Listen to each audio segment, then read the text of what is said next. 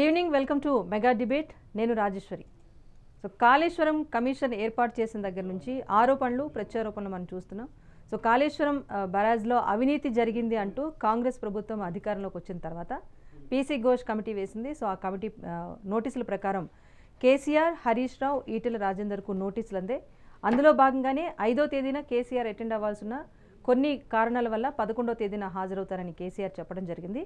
So ఈరోజు మొదటగా PC Ghosh committee ముందు ఈటెల రాజేందర్ అటెండ్ అయ్యారు. సో అటెండ్ అయిన సందర్భంగా కూడా కేసీఆర్కు వ్యతిరేకంగా చెప్తారా, లేకపోతే అప్పుడు ఆర్థిక శాఖ మంత్రిగా ఉన్న ఈటెల ఇప్పుడు వేరే పార్టీలో ఉన్నారు కాబట్టి ఆ పార్టీకి అనుకూలంగా చెప్తారా, లేకపోతే విచారణ సందర్భంలో డిప్లొమేటిక్గా బిహేవ్ చేస్తారా ఏంటి అని చెప్పేసి ఉదయం నుంచి కూడా చాలా వార్తలు వచ్చినప్పటికీ విచారణ అయితే ఎదుర్కొన్నారు ఈటెల.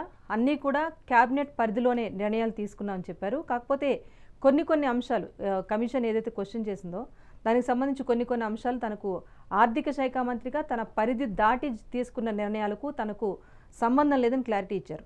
సో అటు వ్యాప్కోస్ కంపెనీకి సంబంధించి నిధుల కేటాయింపు కానివ్వండి, డిపిఆర్ విషయంలో కానివ్వండి, లేకపోతే టెక్నికల్ రిపోర్టుకు సంబంధించి కమిటీ అడిగిన కొన్ని ప్రశ్నలకైతే ఈటెల రాజేందర్ తన పరిధి వరకు మాత్రమే సమాధానం చెప్పారు. సో ఎక్కడా కేసీఆర్కు వ్యతిరేకంగా చెప్పలేదు, కానీ కాంగ్రెస్ ప్రభుత్వం అవినీతి జరిగిందని ఆరోపిస్తుంది కనుక నిజంగా అవినీతి జరుగుంటే కనుక బట్టబయలు చేయాలి అన్నది ఓవరాల్గా ఈటెల రాజేందర్ కమిటీ ముందు చెప్పిన అంశాలు.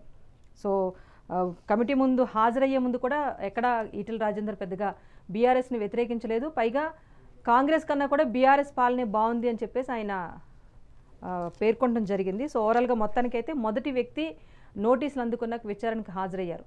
సో ఈ విచారణ ఎలా వెళ్ళబోతుంది, మళ్ళీ 9వ తేదీన హరీష్ రావు అటెండ్ అవుతారు, 11న కేసీఆర్ కూడా అటెండ్ అవుతారు కనుక కొన్ని అంశాలపైన ఇంకా కమిటీకి క్లారిటీ రాలేదు.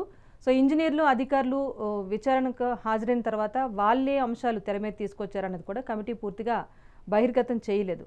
సో ఓవరాల్గా ఎక్కడో ఒక దగ్గర కాళేశ్వరంకి సంబంధించి అవినీతి జరిగింది అనే విషయాన్ని అయితే కమిటీ పూర్తి విచారణ తర్వాత బయటపెడుతుందా లేదా అన్నది మాత్రం వేచి చూడాలి. మరి దీనికి సంబంధించి మనం డిబేట్ కొనసాగిద్దాం. పార్టిసిపేట్ చేస్తున్నారు బీజేపీ నేత ఎర్రబెల్లి ప్రదీప్ రావు గారు. గుడ్ ఈవినింగ్ ప్రదీప్ రావు గారు. Yes, okay. ముందు అసలు ఈటెల రాజేందర్ విచారణకు హాజరైన తర్వాత ఏమన్నారో ఒకసారి చూద్దాం.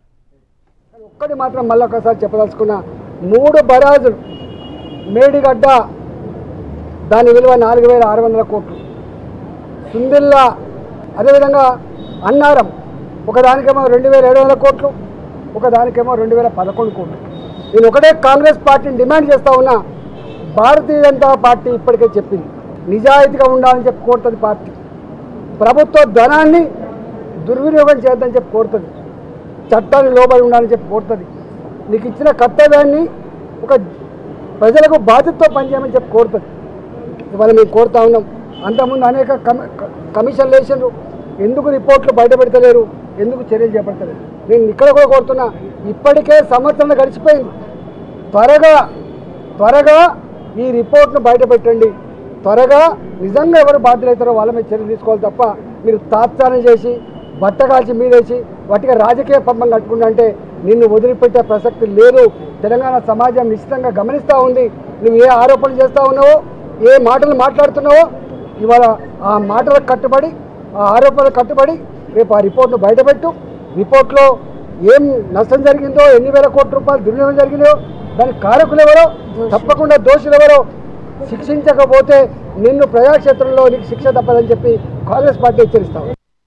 కానీ ఒక్కటి మాత్రం మళ్ళీ ఒకసారి చెప్పదలుచుకున్న, 3 బరాజులు మేడిగడ్డ దాని విలువ 4,600 కోట్లు, సుందిల్లా అదేవిధంగా అన్నారం ఒకదానికేమో 2,700 కోట్లు, ఒకదానికేమో 2,011 కోట్లు.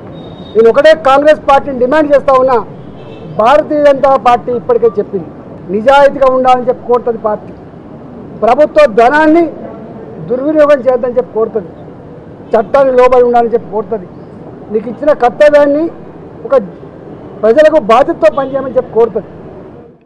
రైట్, మొత్తానికి ఈటెల గారి బయట విన్నారు. సో ఏదైనా కాంగ్రెస్ ప్రభుత్వం కమిటీ వేసింది, సో దానికి సంబంధించి అవినీతి జరిగిందని ఆరోపణలు వచ్చాయి కనుక, అవినీతి జరిగుంటే కనుక ఏడాది కాలం ఇప్పటికే వృధా అయిపోయింది. త్వరితగతిన దీనికి సంబంధించి విచారణ పూర్తి చేసి నిజాలు నిగ్గు తేల్చాలి అన్నది ఈటెల రాజేందర్ విచారణ ఎదుర్కొన్న తర్వాత డిమాండ్ చేస్తున్న అంశం. సో ఈ అంశంపై మనం డిబేట్ అయితే కొనసాగిద్దాం. పార్టిసిపేట్ చేస్తున్నారు. ముస్తఫా గారు బీఆర్ఎస్ సీనియర్ నాయకులు, తెలంగాణ ఉద్యమకారులు. గుడ్ ఈవినింగ్ ముస్తఫా గారు. మేడం. అలాగే ఎర్రబెల్లి ప్రదీప్ రావు గారు కూడా జాయిన్ అవుతారు.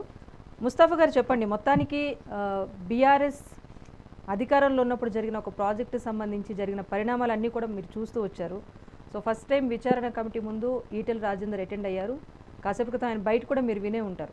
సో ఏంటి, కేసీఆర్ ఎక్కడా వ్యతిరేకంగా ఆయన చెప్పకపోయినా క్యాబినెట్ పరిధిలోనే అన్నీ జరిగాయి, ఆర్థిక శాఖ మంత్రిగా తన పరిధిలోనే తన కేటాయింపులు చేశానని చెప్పి ఆయన చెప్తున్నారు. కానీ తనకు తెలియకుండా జరిగిన కొన్ని అంశాల మీద మాత్రం ఆయన ఆన్సర్ కూడా చేయలేదన్నట్టుగా తెలుస్తుంది. సో ఓవరాల్గా విచారణ ఎదుర్కొన్న తర్వాత ఈటెల రెస్పాన్స్ పైన మీరే ఉంటారు. మేడం చెప్పండి ముస్తఫా గారు. రాజేశ్వర్ మేడం. మేడం ఇవన్నీ అవినీతి వాస్తవం కాదు మేడం. ఎందుకు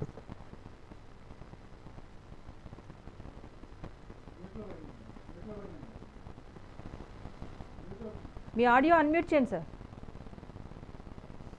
ముస్తఫా గారు.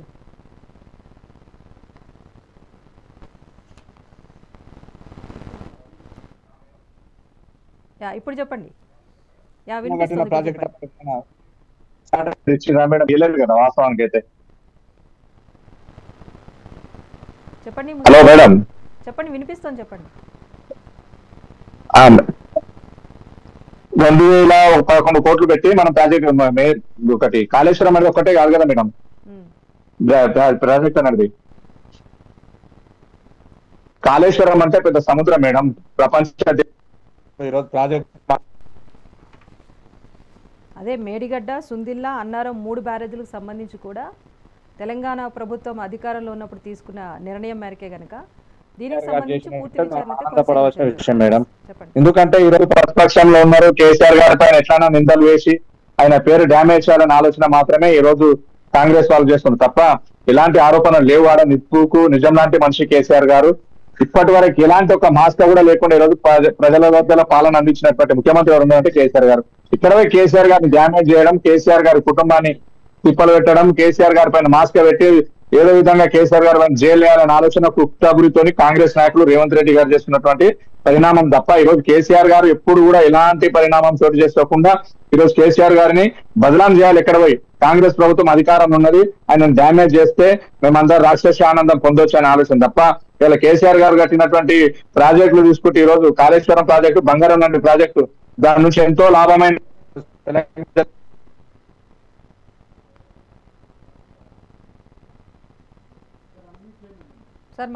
ఇక్కడ 6 గ్యారెంటీ ఇచ్చేసింది కాబట్టి 6 గ్యారెంటీలు కూడా లేకుండా చేసి వాస్తవానికి కేసీఆర్ గారిని కోర్టుకి తీసుకుపోవాలి, ఆయన పేరు బదలాం చేయాలి, చేస్తే ఈ రోజు మేమంతా హైలైట్ అవుతామనే ఒక ఆలోచన దుర్బుద్ధితో మాత్రమే కాంగ్రెస్ నాయకులు చేస్తాం తప్ప ఈ రోజు తెలంగాణ రాష్ట్రానికి ఏం అవసరం ఉంది, తెలంగాణ ప్రజలకు ఏ విధమైన సుపరిపాలన అందిస్తున్నారు, వాళ్ళకి ఇచ్చిన పథకాలు ఏమున్నాయి అనేది ఒక్కసారి కూడా ఆలోచన చేయకుండా సలా తోకాలేని మాటలు మాట్లాడుతూ ఈ రోజు కాంగ్రెస్ నాయకులు చేస్తున్నటువంటి ఆరోపణలు ఈ రోజు మీరందరూ గ్రహిస్తున్నారు. ఈ రోజు ప్రజలందరూ గ్రహిస్తున్నారు మేడం. తెలంగాణలో ఎలా కాళేశ్వరం అనేది ఒక అద్భుత రూపకల్పన, అతి షార్ట్ పీరియడ్ లో బ్రహ్మాండమైన ప్రాజెక్ట్ ఏమైనా కట్టిందంటే అది Kaleshwaram project madam. Kaleshwaram project గురించి చెప్పడానికి చాలా గొప్పగా చెప్పుకోవచ్చు ఆ విషయంలో. ఎందుకంటే కాళేశ్వరం మనం కట్టిన తర్వాత ఎంతో మంది రైతులకు తాగునీరు అనేది అందించింది ఈ రోజు కేసీఆర్ గారు. అలాంటి ప్రాజెక్ట్ ను పట్టుకొని వీళ్ళు తలతోకలేని మాటలు మాట్లాడుతూ ఎలా కేసీఆర్ గారిని అవమానపరుస్తున్నారు. కాళేశ్వరం ప్రాజెక్టు గొప్పతనం వీళ్ళకి ఏం తెలుసు, ఇప్పటి వరకు కూడా వీళ్ళకి ఏం తెలియదు. వాస్తవానికి కాళేశ్వరం అంటే కూడా ఏంటో తెలియదు. అది కట్టినాక ఎంతమందికి ఉపయోగం అవుతుంది, ఎంతమంది ప్రజలు ఎలా సంతోషంగా పడుతుండ్రు ఆ ప్రాజెక్టు కట్టడం వల్ల అనేది కూడా వీళ్ళు ఆలోచన చేస్తున్నారు మేడం. వాస్తవానికి ఏముందంటే తెలంగాణలో ఈ రోజు దయ్యాలు వేదాలు పలికినట్లు ఇలా రేవంత్ రెడ్డి ప్రభుత్వం చేస్తుంది. కాళేశ్వరం అంటే ఒక మేడిగడ్డనే కాదు మేడం. కాళేశ్వరం అంటే 3 బ్యారేజీలు, 19 రిజర్వాయర్లు, 22 పంప్ హౌజులు, 1530 కిలోమీటర్ గ్రానైట్స్, 98 కిలోమీటర్ లిఫ్టులు, దాంతో పాటు 240 టీఎంసీల నీటి స్వార్థం కలిగింది. దాంతో పాటు 45 లక్షల ఆయకట్టలు కట్టినటువంటి, దాంతో పాటు ఏముందంటే 18 లక్షల ఎకరాలకు నీరు ఇచ్చిన ఏకైక ఘనత అనేది ఒక బీఆర్ఎస్ ప్రభుత్వం మాత్రమే చేస్తున్నది. ఇప్పటి వరకు కూడా కాళేశ్వరం ప్రాజెక్టు గురించి కాంగ్రెస్ నాయకులు విమర్శించడం కాదు. హైదరాబాద్ కి 3 వైపుల సముద్రం ఉంది అన్న రేవంత్ అన్న, కాళేశ్వరానికి నువ్వు ఏం చేస్తున్నావు? ముస్తఫా గారు మళ్ళీ మ్యూట్ అయింది, అన్మ్యూట్ చేయండి.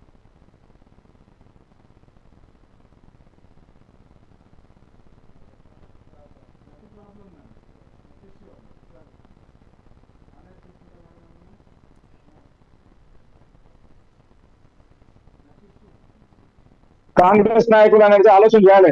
ఎంత తొందరగా స్టార్ట్ చేసినాం, ఎంత తొందరగా మేము పూర్తి చేసినామని ఒకసారి గమనిస్తే మేడం, 2016 మే 6న ప్రాజెక్ట్ స్టార్ట్ చేసి 2019 జూన్ 21న పూర్తి చేసినటువంటి గొప్ప 3 ఏళ్లలో ఇంత అద్భుతమైన ప్రాజెక్టు కట్టి ప్రపంచ దేశాలలో ఈ రోజు మంచి పేరు తెచ్చుకున్న ప్రాజెక్ట్ ఏదైనా ఉందంటే అది కాళేశ్వరం ప్రాజెక్టే మేడం. దీన్ని గొప్పగా చెప్పుకుంటాం.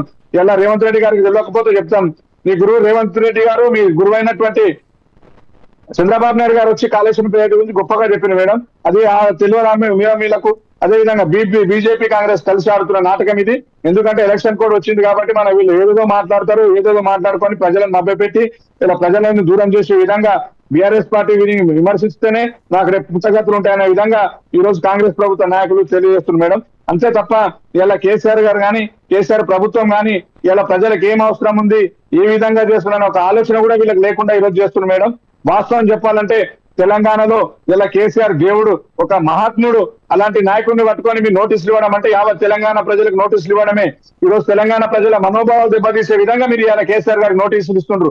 వాస్తవం చెప్పాలంటే కేసీఆర్ గారికి నోటీసులు ఇవ్వాల్సిన అవసరం ఏమిటికి వచ్చింది, రావాల్సిన పరిస్థితి ఎందుకు వచ్చింది? మీరు అవినీతి మీరు చేస్తారు. కాంగ్రెస్ ప్రభుత్వం అంటేనే అవినీతి, అవినీతికి కేర్ ఆఫ్ అడ్రస్ కాంగ్రెస్ ప్రభుత్వం. అదే విధంగా బీజేపీ నాయకులు ఉన్నారు. ఈ రోజు బీజేపీ ప్రతి నాయకుడు కూడా స్కామ్లను ఉన్నారు. 90% మటర్లు చేసిన వాళ్ళు బయటకు వస్తారు, రేపులు చేసిన వాళ్ళు జైలుకు పోతారు, వస్తారు, వాళ్ళంతకు వాళ్ళే అవినీతులు చేస్తారు. బీజేపీ గవర్నమెంట్ లో ధనవంతులే ఈ రోజు స్కాములు చేస్తారు, బయట పడతారు, లక్షల కోట్లు సంపాదించుకొని విదేశాలకు పారిపోతారు. అలాంటి వాళ్ళకే అడ్రస్ లేకుండా కాంగ్రెస్ బీజేపీ ఇద్దరు కలిసి దోస్తానం చేస్తారు. వాస్తవం కాదా ఇది మేడం?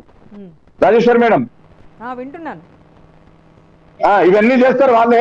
ఈ రోజు కేసీఆర్ గారి పైన కేసీఆర్ ఇది చేసిండ్రు, అది చేసినాను కాదు, చేసిన ఘనత ఎంత బాగున్నది. ఈ రోజు ప్రజలకు ఎంత ఉపయోగపడుతుంది, రైతాంగం ఎంత ప్రశాంతంగా ఉంది, రైతాంగం ఎంత సాగునీరు ఎంత ఏ విధంగా అందుతుంది, తాగునీరు ఏ విధంగా అందుతుంది.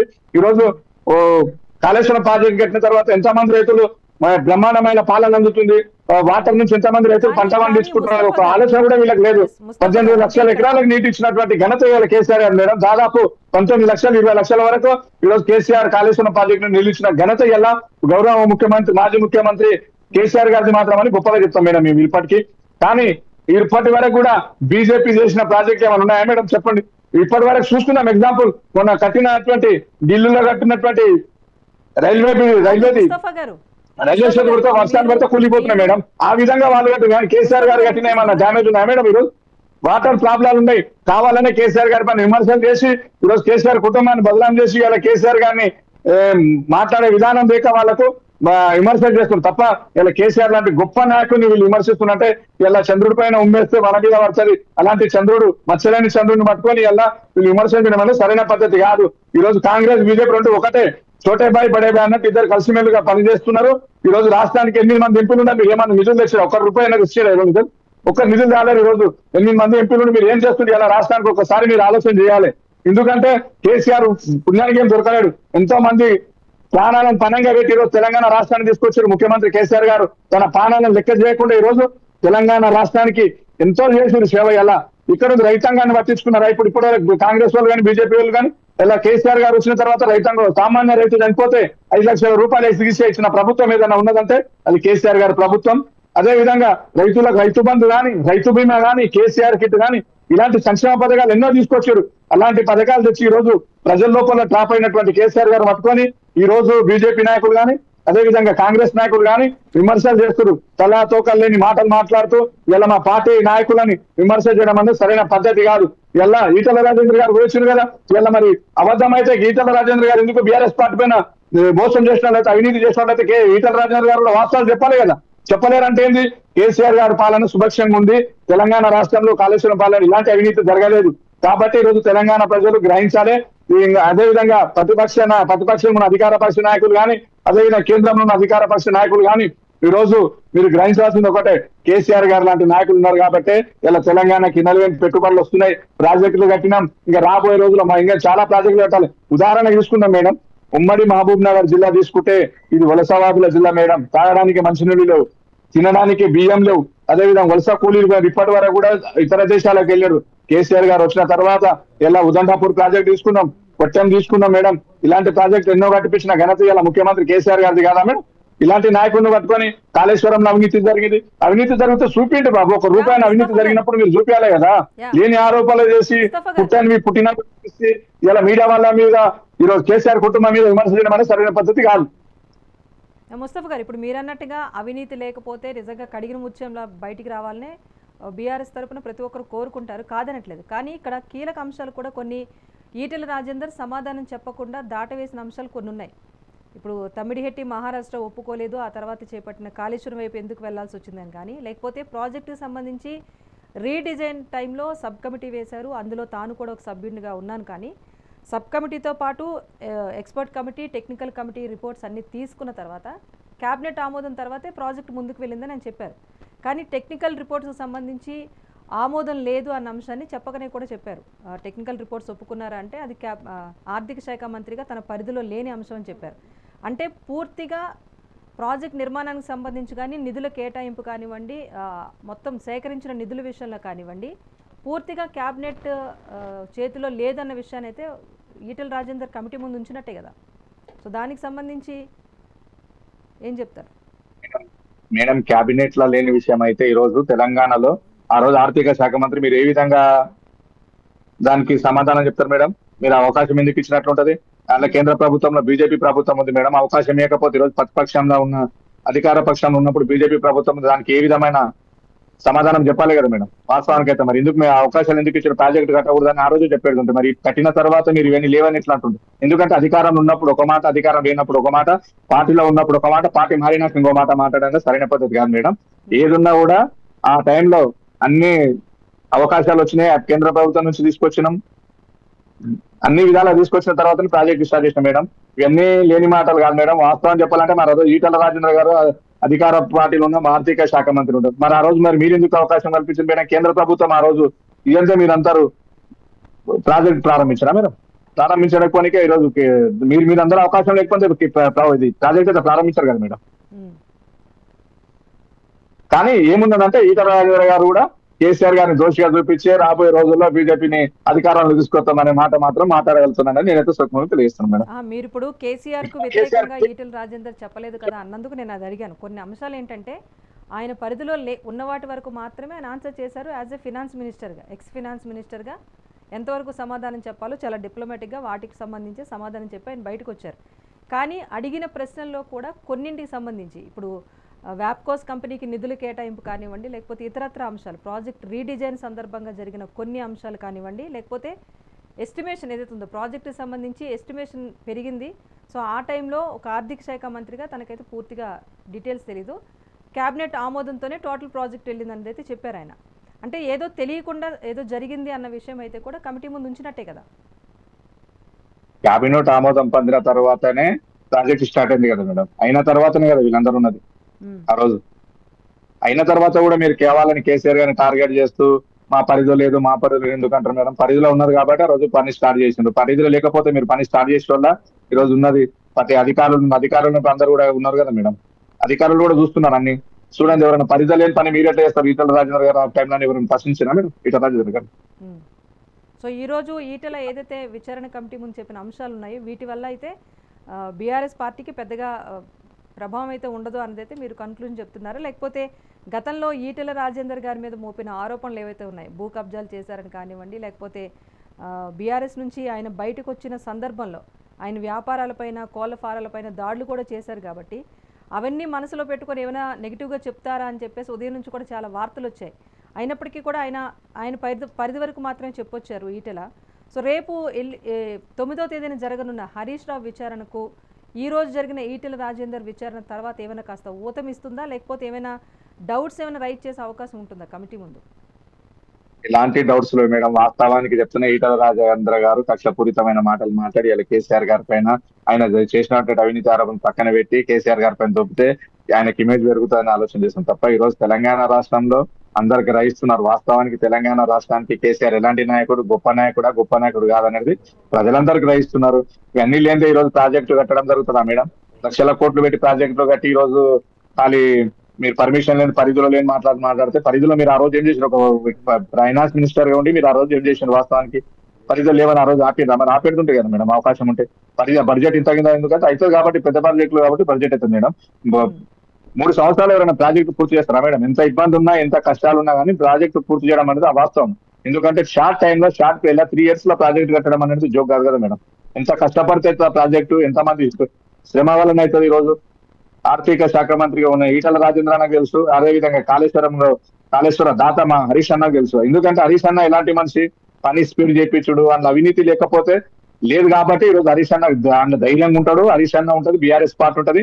అవినీతి ఎప్పుడు ఏ విధాల్లో తీసుకున్నా కానీ వీళ్ళు ప్రతిపక్ష నాయకులు మా మీద ఇలా రుద్దాలని, కేసీఆర్ గారి పైన చెడ్డ పేరు తీసుకురావాలని మాత్రమే ఈటల రాజేందర్ గారు చెప్పొచ్చు కూడా. దాన్ని మేము ఏకీభవిస్తాము. అదేవిధంగా ఏంటంటే మా మీద కక్షపూరితమైన పార్టీలో ఉండి వెళ్ళిపోయిన తర్వాత కూడా మా పేరు బదనాం చేయాలి, మా పార్టీని డ్యామేజ్ చేయాలనే ఆలోచన కూడా అతని వాళ్ళకి ఉండొచ్చు కదా మేము. ఎట్లా లేదనుకుంటాం మేమైతే. అదేవిధంగా ఇంత షార్ట్ పీరియడ్ లో మనం ఈరోజు ప్రాజెక్ట్ పూర్తి చేసిన మనం ఒక్కరు మాట్లాడారు మేడం. ప్రతిసారి అవినీతి జరిగింది లక్షల కొద్ది అవినీతి జరిగితే మేమందరం తిని సంపాదించుకోవటం మా పార్టీ కుటుంబం, మా కుటుంబం, మా ఫ్యామిలీ అంతా తెలంగాణ ప్రజలందరికీ తెలియదా మేడం? ఈరోజు అవినీతి జరిగేటోళ్ళు అయితే ఇంత ప్రశాంతంగా ఉంటుందా రాష్ట్రం? సిబిసిఐడి విచారణ, సిబిఐ విచారణ అవన్నీ జరిపి ఇలా లేని కేసులుంటే మా మీద దొబ్బడానికి ప్రయత్నం చేస్తుంది తప్ప ఇలా బీజేపీ కాంగ్రెస్ రెండు ఒకటే సిద్ధాంతంతో పనిచేస్తున్నాయి. ఇలా నిప్పు లాంటి మా హరీష్ అన్న కూడా పోయి మాట్లాడతారు రేపు విచారణ హాజరవుతారు. అదేవిధంగా మా కేసీఆర్ గారు హాజరైందంటూ అసలు సినిమా టోటల్ 0 అయిపోతుంది. ఎలాంటి అవినీతి ఆరోపణలు లేవు, కావాలని ప్రతిపక్షాలు మా పైన చేస్తున్నటువంటి ఆరోపణ ఇది. రైట్. మొత్తానికైతే మేడిగడ్డ, సుందిల్లా అన్నారు మీ 3 ప్రాజెక్టులకు సంబంధించి కూడా పూర్తి స్థాయిలో క్యాబినెట్ ఆమోదంతోనే ముందుకు వెళ్ళిందని చెప్తున్నారు. అయితే ప్రాజెక్ట్ రీడిజైన్ ఎందుకు చేయాల్సి వచ్చింది అన్న సందర్భంలో కమిటీ కొన్ని క్వశ్చన్స్ అడిగింది. దానికి సంబంధించి కూడా ఎస్టిమేషన్ ఫండ్స్ కూడా పెరిగాయి. ముందు తమిళహెట్టికి ఒక 16,500 కోట్లు అనుకుంటే ఎస్టిమేషన్ తర్వాత అది ఒక 38 కోట్ల వరకు వెళ్ళింది. దాంతోపాటుగా ప్రధానమైన కాళేశ్వరం ఏదైతే ఉందో కాళేశ్వరం ప్రాజెక్టుకు సంబంధించి కూడా ముందు 68,000 కోట్లు ఉంటే తర్వాత 82,000 కోట్లకు అంచనా వ్యయం పెరిగింది అన్న అంశాలు కూడా చెప్పారు. దీంతో పాటుగా లోన్స్ విషయం కానివ్వండి, లేకపోతే ఇతరత్ర కార్పొరేషన్ల ద్వారానే నిధుల సమీకరణ జరిగింది అన్న అంశాన్ని కూడా ఈటెల రాజేందర్ కమిటీ ముందైతే ఉంచారు. సో ఓవరాల్గా ఇంత పెద్ద ప్రాజెక్ట్ కొన్ని లక్షల కోట్ల అవినీతి జరిగింది అంటూ కూడా ఇటు కాంగ్రెస్ ప్రభుత్వం ఆరోపిస్తూ కమిటీ వేసింది కనుక దీనికి సంబంధించి నిజాలు నిగ్గు తేల్చే అవకాశం ఉంటుంది. అట్ ద సేమ్ టైం ఈరోజు ఈటెల రాజేందర్ కమిటీ ముందు హాజరై కూడా ఇదే అంశాన్ని చెప్పారు. ఎంతవరకు తను ఒక అప్పట్లో ఆర్థిక శాఖ మంత్రిగా ఉన్నాను కనుక ఆ శాఖ మంత్రిగా ఎంతవరకు అప్రూవల్ ఇవ్వగలను అంతవరకు ఇచ్చాను. బట్ తదనంతరం అంటే కార్పొరేషన్ నిధుల విషయం కానివ్వండి, లేకపోతే కొన్ని ప్రైవేట్ కంపెనీస్కి ఇచ్చిన డిపిఆర్ విషయం కానివ్వండి, ప్రాజెక్ట్ రీడిజైన్ తర్వాత సబ్ కమిటీలో తనతో పాటు తుమ్మల నాగేశ్వరరావు మెంబర్స్గా ఉన్నప్పటికీ కూడా పూర్తిగా తన పరిధి వరకు ఉన్న అంశాలను అయితే కమిటీ ముందైతే ఈటెల రాజేందర్ ఉంచడం జరిగింది. సో దీనికి సంబంధించి మనం డిబేట్ అయితే కొనసాగిస్తున్నాం. షార్ట్ బ్రేక్ తర్వాత బీజేపీ నేత కూడా జాయిన్ అవుతారు. కంటిన్యూ చేద్దాం. Stay tune to mega 9.